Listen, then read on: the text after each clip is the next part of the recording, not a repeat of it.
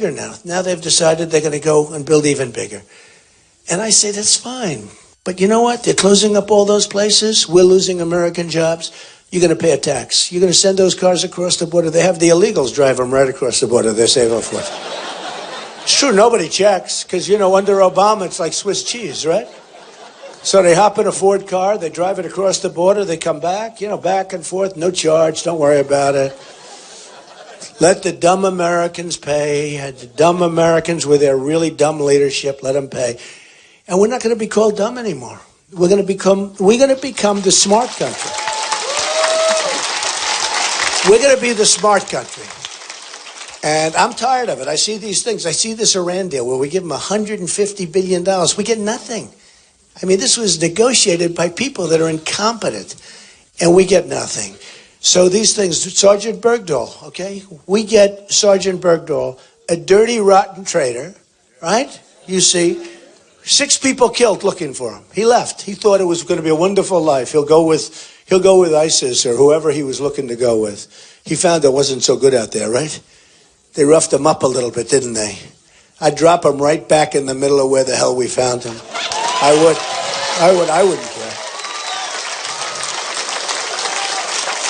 You know, when I saw his parents, I saw his father, and I said, whoa, what have we here? Right? I said, what have we here? That didn't look like Duck Dynasty. That was a shade different. I said, whoa, what's going on with the father here? And that was the first clue I had. What do I know, right? What do I know? But we get Bergdahl, and they get 5 of the best killers that they've been after for 9 years that they coveted. And those guys are now back in the battlefield, or soon will be. And they're looking to kill everybody, including you and us. And we get a traitor, okay? 5 for 1. I call him the 5 for 1 president. This is what we have. We have people. That's not business, but it's business. It's trading. We don't get anything. We get treated horribly. And not going to happen anymore. So I don't want any of your money. I just want you to go on Saturday. I want you to go out and vote, which is tomorrow, by the way. Hard to believe, right? And in Iowa, we had a great time, but we had a guy who cheated. I mean, you know, this guy Cruz cheated. He really cheated. What he did to Ben Carson was a disgrace, okay? He cheated. Somebody just came up. You actually won Iowa. And if the Republican Party had any guts, they would have terminated Cruz from that election because, honestly, he cheated like a dog. You know, he holds up the Bible and then he cheats. And what he did with Carson was a disgrace, where he said Carson had left the race. He's gone, he left the race. Then he calls up Carson 10 minutes after the election ends. And he says, oh, we want to apologize. A lot of good it does, right? And then he does a voter violation certificate. I have to tell you, and then he lies so much, but these politicians are bad. These are bad. These are dishonest people, man.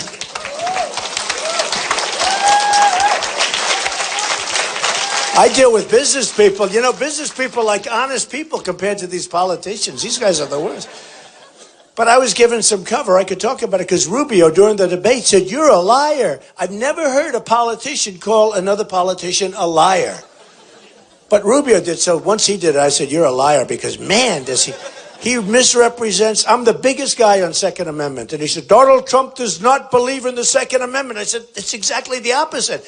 And if you don't have a big voice, you can't fight it.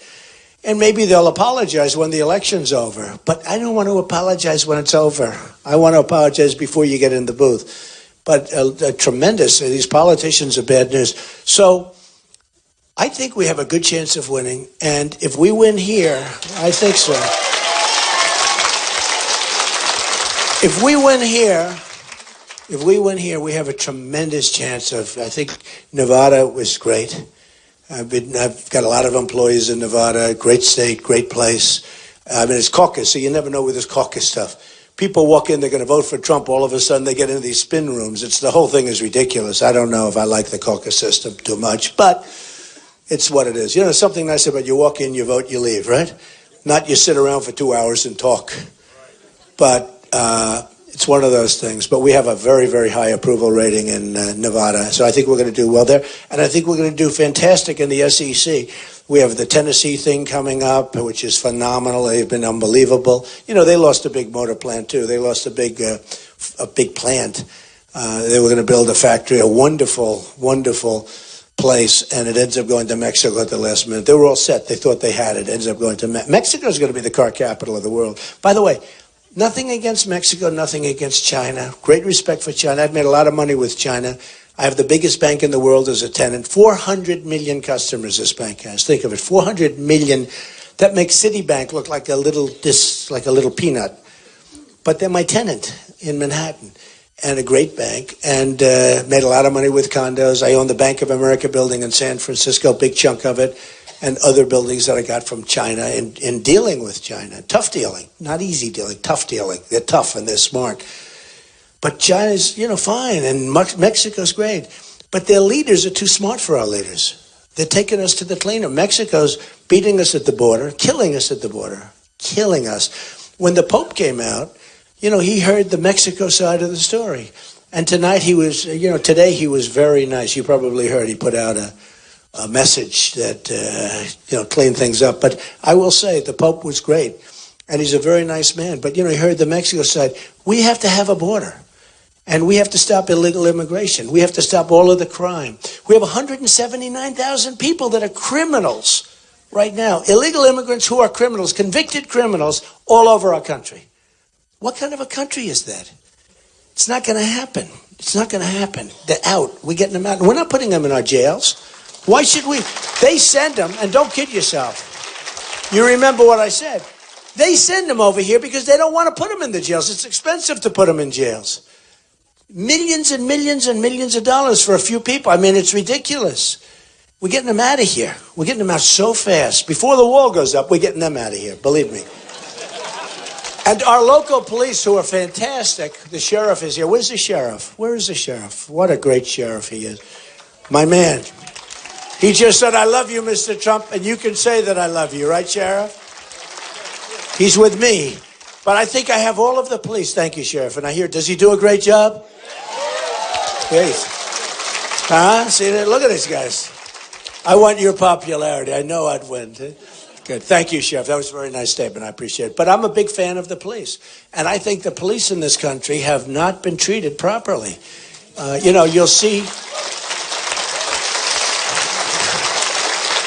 one event, whether it's a mistake or you have a rogue, you have a rogue problem, and it ends up being the biggest story for weeks and weeks and weeks. And they don't see the 99.99% of the great work that these people do. So, I have endorsements from everybody, the police.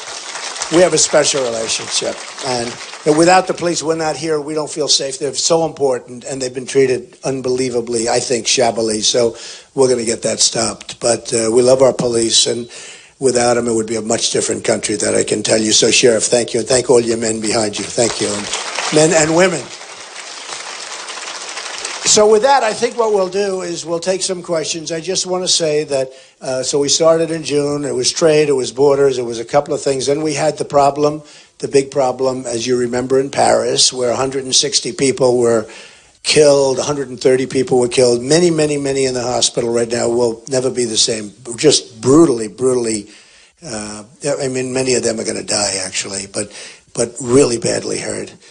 And when we talk about Second Amendment, if we had guns on the other side, there's a country that's the toughest gun laws in the world. Paris is the toughest in the world. Nobody has guns except the bad guys, okay? The bad guys have guns because they have guns. They put a gun in that, that's it. And if we had in Paris, or if we had in California, where you had the 2 radicalized people, where she radicalized him, who knows what happened. But they killed people, they gave them parties for their baby and gave them wedding parties. They walked in, they killed 14 of them, and others also in the hospital, horribly hurt. If we had guns on the other side of those lines, so that bullets could go the other direction also, you wouldn't have 14 people killed, and you wouldn't have had 130 people killed. That I can tell you. Would have been a whole different story. So we have to protect our Second Amendment, folks. We have to protect it. And, people are really fighting it.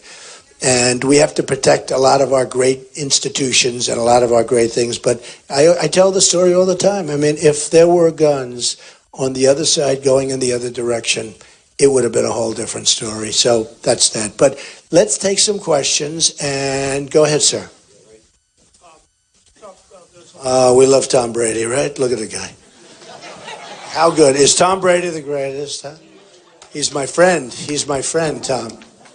With the large number of baby boomers retiring nowadays, how do you offset that and create more jobs for the young people? We have to take jobs back from China, from Vietnam, from Mexico, from all of these countries that are just stripping us, and from India. India is massive.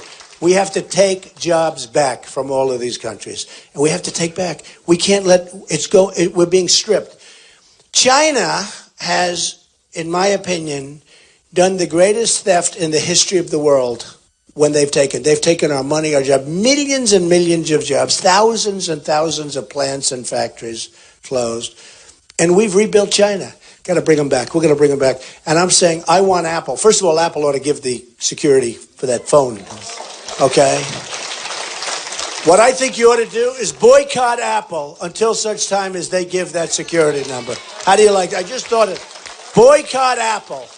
Here's the thing. First of all, the phone's not even owned by this young thug that killed all these people. The phone's owned by the government. Okay, not even his phone. We don't even have to go that far. But Tim Cook is looking to do a big number, probably to show how liberal he is. But Apple should give up. They should get the security. You'll find other people. When these two young people had bombs all over their apartment on the floor, other people saw those bombs. Well, those people, in a certain way, are almost as guilty as the ones that did the shooting. We got to get to the bottom of it. And you're not going to get to the bottom of it unless we use common sense. So I like the idea. Boycott Apple until such time as they give that information. I think that's a great idea. Okay, yes, ma'am. Hi. Mr. Trump, with all the degrading circumstances going on in our nation, what will be the first issue that you will tackle once you are inaugurated? Well, the things that are the easiest are these executive orders that Obama signed, because one good thing is, the one really good thing is we can sign immediately, you can countersign, and you knock out the executive orders. I mean, he's got an executive order where people can just pour into the country. Now, the courts amazingly are stopping that right now, but at least temporarily. Who knows what's going to happen? But people are just literally pouring into the country. And I would get rid of that so fast. We end the court cases, just get rid of it so fast. And others, having to do with the Second Amendment, having to do with rules and regulations. He's at a point where he can't get anything passed, so he just signs executive orders. It wasn't supposed to be that way. So I would get rid of that very fast, okay? Yeah, sure. Thank you. Hi. Our seniors, I haven't heard many policies about how our seniors are suffering. We have to live on Social Security, which is very small. You're not a senior. My husband is. Okay. And I have to take care of him. So, yeah. She didn't look like a senior. Well, thank you. Anyway, we haven't received any type of raise. When you're president, do you intend to do about Well, first that? of all, you know the other candidates aren't talking about raises. No. They're talking about cutting your Social Security. Exactly. I'm the only one that's not cutting. I'm bringing the jobs back. I'm going to make our country rich again, and we're going to keep our Social Security. And you're not cutting the ages, and you're not cutting it down at all. Every other person but me is cutting entitlements, and they're cutting Social Security. So we're going to save Social Security. It's like I said, the medicine, $300 billion a year. That's one aspect. And it was given to me by a friend of mine who's a doctor. He couldn't understand why. As soon as he told me, I understood why. It's because of the guys that get all the contributions, all right, representing. You know, as an example, Woody Johnson, good guy, Johnson & Johnson. He's in charge of Bush's campaign finance committee. Now, when Bush goes, he's never going to win. Bush has less chance than, let's see, do we have any children in the room? But assuming he did win, do you think Bush is going to negotiate I mean, give me a break. The head of the pharmaceutical industry is the head of his campaign. So that's not the way it works. So we're going to make our country rich again. We're going to find all of these things. There's so many of them. That's one. That's one that I found in about 2 seconds. There's so many of them. The military has so many. We're going to make the military so strong, but we're going to make it better for less money. You know, you can build how? I just told you. Who said that? Oh. I just told you, darling. How? It's easy. Number one, and you have to do this, you have to get the equipment that we want. You have to take care of people. You have to take care of our military, because our military, and we don't want to use our military. Honestly, We don't want to use our military, but we're being scoffed at right now. And we never fight to win. You know, when we were